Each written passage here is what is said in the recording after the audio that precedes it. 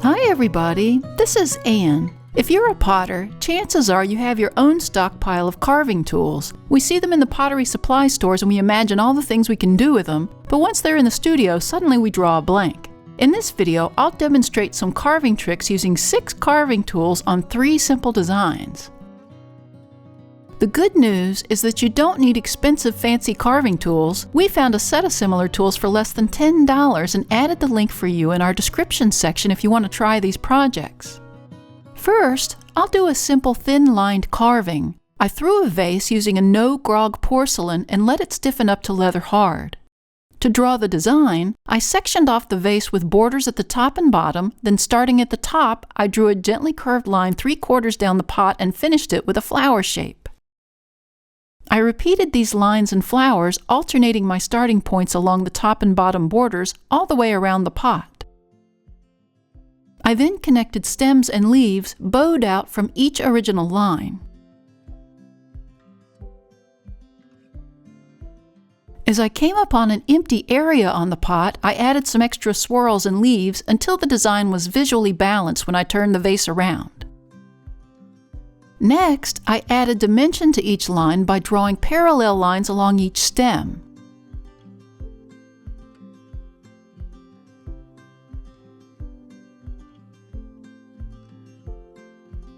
Now I'm going to be using this sharp V-tip carving tool on the pattern. It glides along the clay easily, and the narrow tip helps keep the lines crisp.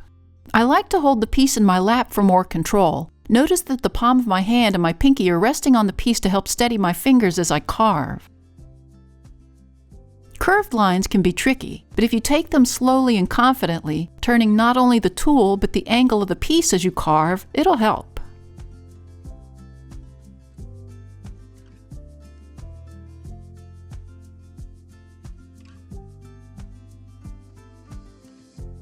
You want to try and achieve a seamless line, so try to carve without hesitation on the long lines in order to avoid a choppy, messy-looking surface. If you notice, I'm not concerned about hitting my pencil marks every time. The pencil marks are there as suggestions, but my main concern is to carve the parallel lines, leaving a raised area in the center. When inspecting the design, the extra pencil marks can be distracting. Using a slightly damp sponge, I wipe them off. This also wipes away sharp burrs and crumbs at the same time.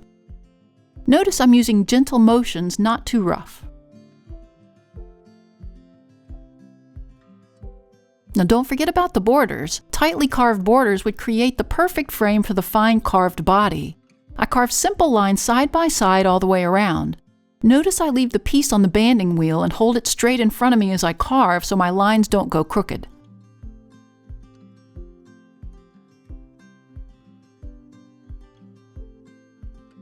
I turned it upside down and repeated this for the bottom border. Now here's the vase. The straight ornate borders around the elegant curves on the less crowded body design create a very pleasing contrast. The angles of the stems and leaves move your eye around the vase too. I painted underglaze into the crevices along the vase body, then bisque fired it. I brushed a stiff white glaze around the border designs, then brushed Amico Sky Celadon glaze over the borders. I fired it to cone 5 for this attractive look. Now let's do a medium carved line design. I threw a shorter vase with my smooth porcelain and let it dry to leather hard. To draw this design, I used the mark lines along my banding wheel to section off my piece into thirds at the bottom and top bands. Then I did it one more time for 12 sections. I drew vertical leaves from every other mark extending along the top and bottom borders, straight up and down. I attached alternating stems and berries, connecting each leaf to the one next to it around the vase. I'll be using a sort of cocked-over V-shaped carver and a slim circle carver for this design. I positioned the pointed edge of the tool along the pencil mark of one of the leaves, angled the tool, and carved down the line. Keeping the tool at the same position and angle, I carved down through the middle of the leaf, letting the back end of the tool hit the outer pencil line.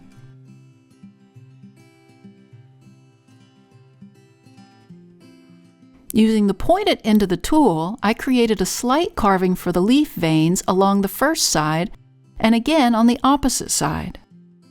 Using this technique gives the leaf a little more sculpted, modern look.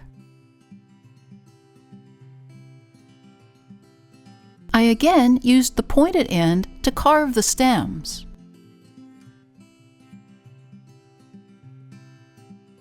I used the circle carver for the berries.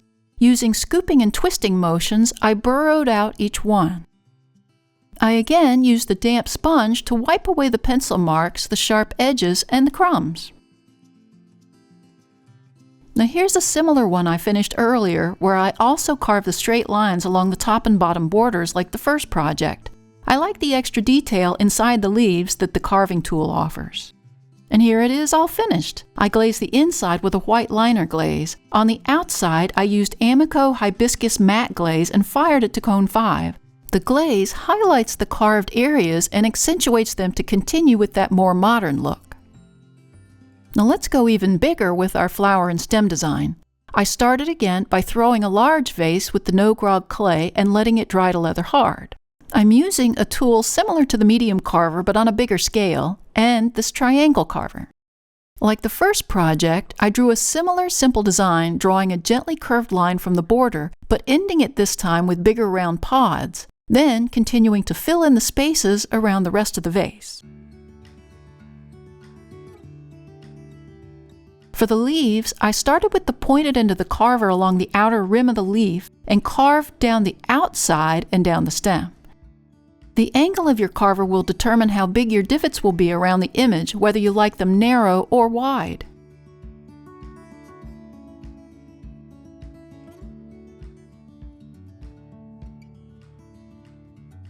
Starting where my first divot ended, again I held the pointed end along the other pencil mark and carved the other side.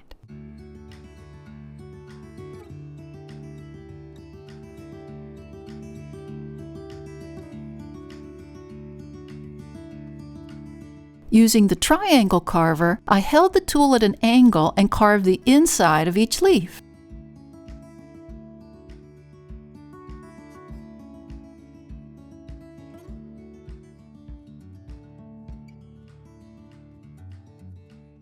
Now for the pods. I used my larger carver with the pointed end along the bottom inside edge to carve out the side petals and down the stem.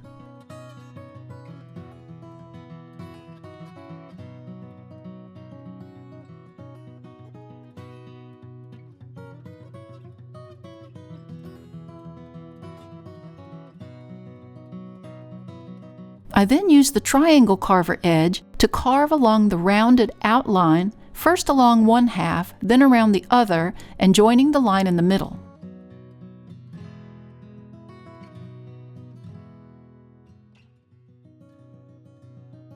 With a pencil, I marked alternating carving lines in the center of the pod.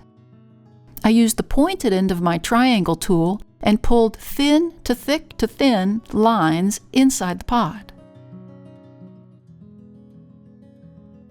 I did go back and carve a few of the thinner lines to even them up with the other thicker lines and create more unity. I used a sponge to wipe away the pencil marks, soften the edges, and wipe away any of the burrs. Now here's one I created earlier where I fluted the rim for more texture in that space. I bisque fired it to cone 04, then glazed the inside and the top border with a white liner glaze. On the body, I brushed on Amico Glacier Celadon to give it a nice light green shine. I hope these ideas give you a little more confidence to get out some of those carving tools that you've avoided experimenting with. Thanks to the newest members of our Little Street Pottery Research Facility team. If you'd like to join the team and earn a title, click on the Super Thanks button or the link to buy me a coffee. It also really helps us out if you hit that like button and subscribe to our channel. See you next time in the studio.